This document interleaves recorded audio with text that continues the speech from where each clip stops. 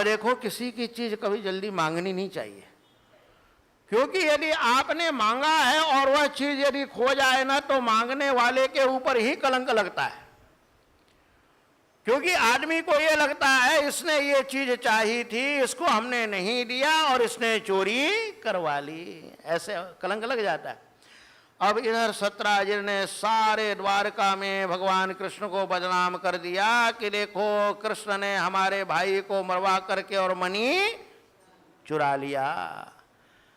कई बार ऐसे होता है, काम नहीं करो लेकिन कलंक फालतू का लग जाता है, करे कोई और भरे कोई, ऐसा होता है दुनिया में।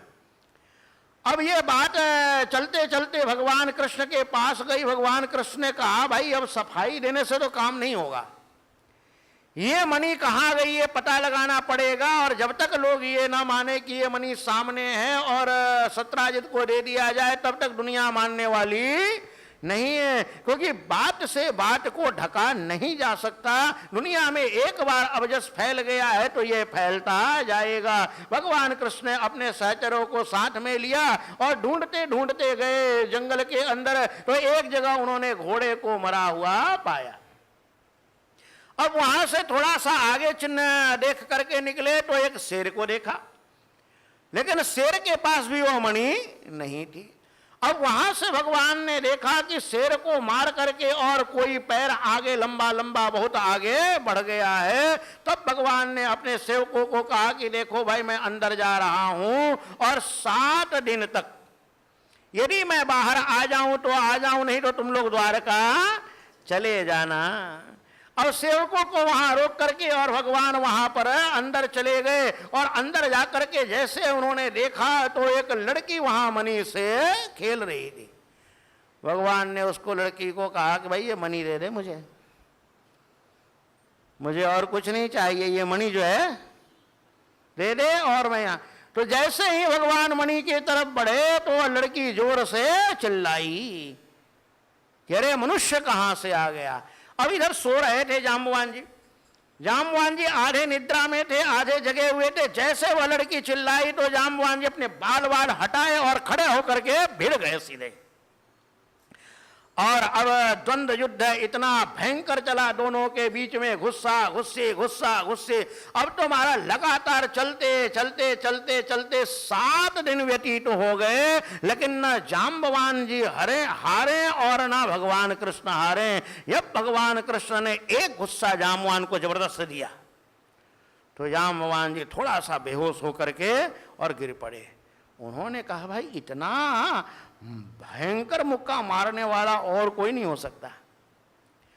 और तभी उनको ब्रह्मा जी की बात आई कि द्वापर काल आएगा और भगवान श्री राम कृष्ण के रूप में आएंगे। जैसे ही गुस्सा लगा और उनको थोड़ा होश आया तो उन्होंने कहा, ओहो मैं पहचान गया महाराज, मैं जान गया कि आप ही हमारे इष्ट देव श्री राम जी यहाँ पधारे हैं। मैं आप ही का इंतजार कर रहा था महाराज। ये जीवन, ये मणि और ये सब कुछ आपका है और ये लड़की भी हमारी आपकी है। तो जाम्बवान जी ने भगवान को लड़की भी दे दी और साथ में वह मणि भी दे दी। अब मणि के साथ ही जाम्बवती को लेकर के भगवान द्वारिका में आ गए और सबको उन्होंने दिखाया कि ये मणि है और सत्राजित को सौंप दिया।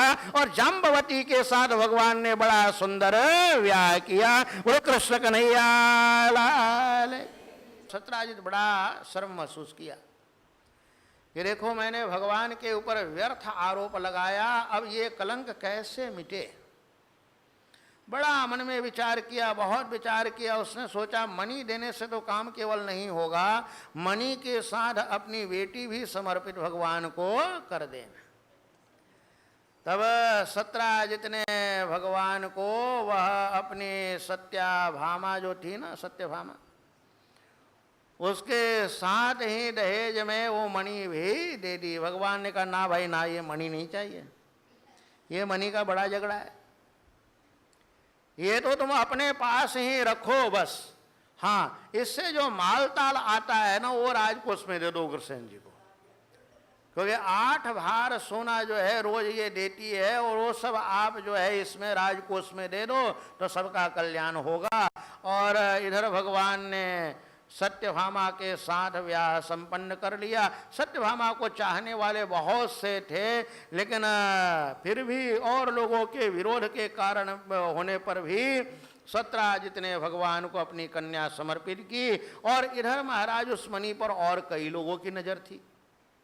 ये मणि होती ही ऐसी चीज है, वो चाहे मणि कहो और चाहे मणि कहो, आजकल वो वही मणि मणि हो गया और कुछ नहीं है। वो पहले उसको संस्कृत में मणि बोलते थे और आजकल मणि बोलते हैं। अब उस पर नजर यहां अक्रूर जी की भी लगी हुई थी और कृतवर्मा की भी लगी हुई थी और ये शतधन्वा की भी लगी हुई थी। अब इन लोगों ने विचार किया कि भाई ये जब तक रहेगा ना तब तक हमें ये मणि कभी मिलने वाली। तो अक्रूर और कृतवर्मा ने क्या किया कि शतधन्वा को आगे किया। अरे बोले देख, ये सत्यभामा तो तेरे को मिलने वाली थी और तेरे को क्या कहते हैं, वो जो तेरा मित्र था ना उसको भी भगवान ने मार दिया और तू अपना बदला अब ले ले। तो शतधन्वा ने क्या किया कि बस सत्यजित को मार डाला और सत्यजित को मार करके और मणि वहां से हड़प ली। और मणि उसने अपने पास नहीं रखा महाराज, मणि उसने क्या किया कि अक्रूर जी को दे करके छुपा करके रख दिया। अब अक्रूर जी बड़े मालदार हो गए। और अक्रूर जी महाराज देखो भगवान के कितने भक्त हैं कि लोभ जल्दी पीछा छोड़ता नहीं, ये बताने के लिए। अब वो मणि लेकर के और चले गए दूर देशों में, काशी में, और वहां जाकर के बड़ा बड़े यज्ञ करें, बड़े बड़े अनुष्ठान करें, ब्राह्मणों को खूब दान देवें। भगवान ने कहा भाई आजकल अक्रूर जी के पास इतना माल कहां से आ गया। और उधर जब भगवान आए और भगवान को पता चला कि अरे ये सत्यजित को तो शतधन्वा ने मारा, तब भगवान उसके पीछे पड़े और उस शतधन्वा का भी काम उन्होंने किया। लेकिन शतधन्वा के पास मणि नहीं। तब भगवान ने कहा कि ये अक्रूर जी का कार्य है, अक्रूर जी को जरा पता करना चाहिए।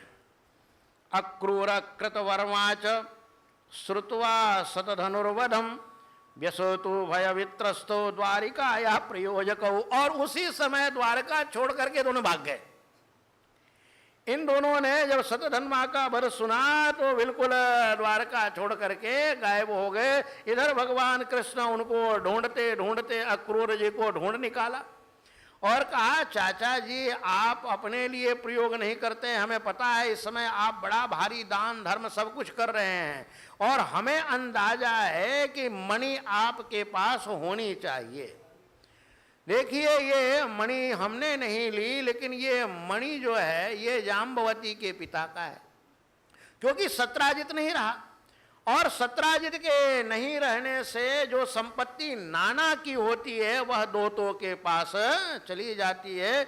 इसलिए जो हमारे लड़के लड़की हैं उन्हीं का इस पर अधिकार है और हमें पता है कि आपने रखा है मणि।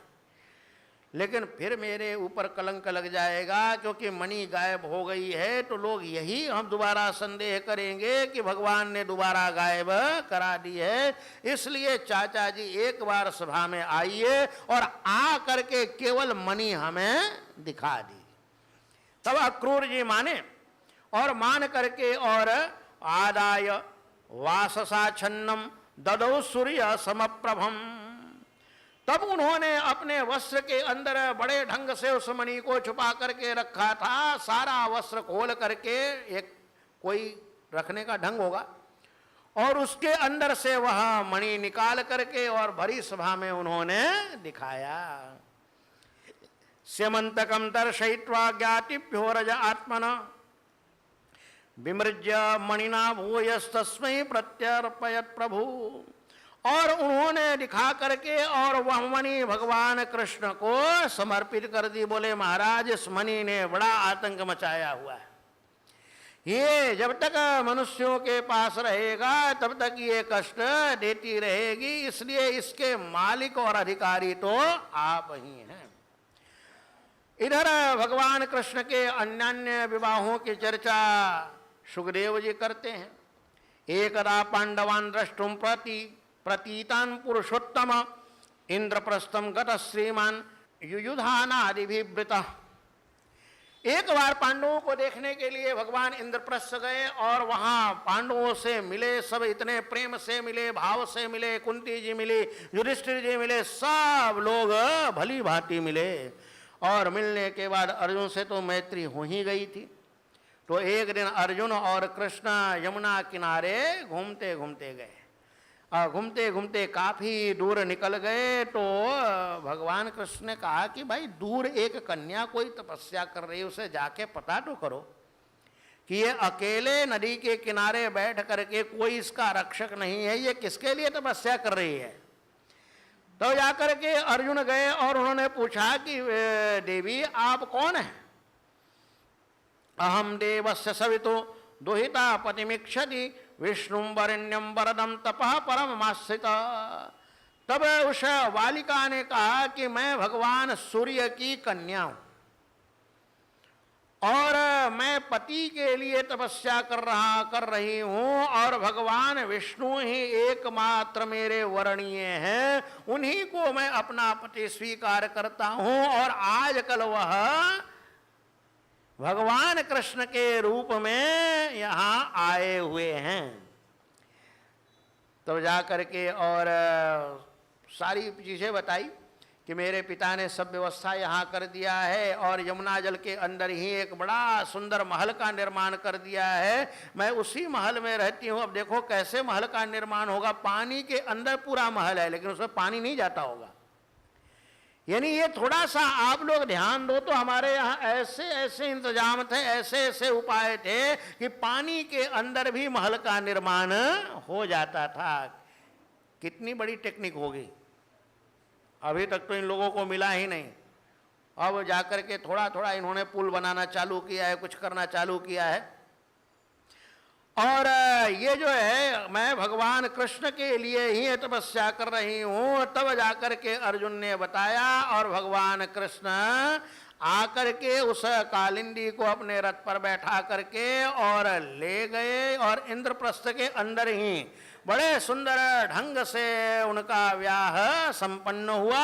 इधर जो है आपके भगवान की कृपा से अर्जुन ने खांडव वन को जलाया और खांडव वन के अंदर अग्नि ने उनको एक गांडीव धनुष और तुनीर दिया और उस खांडव वन को जलाते समय जो मैं दानव था उसको अर्जुन ने बचा लिया भगवान की कृपा से।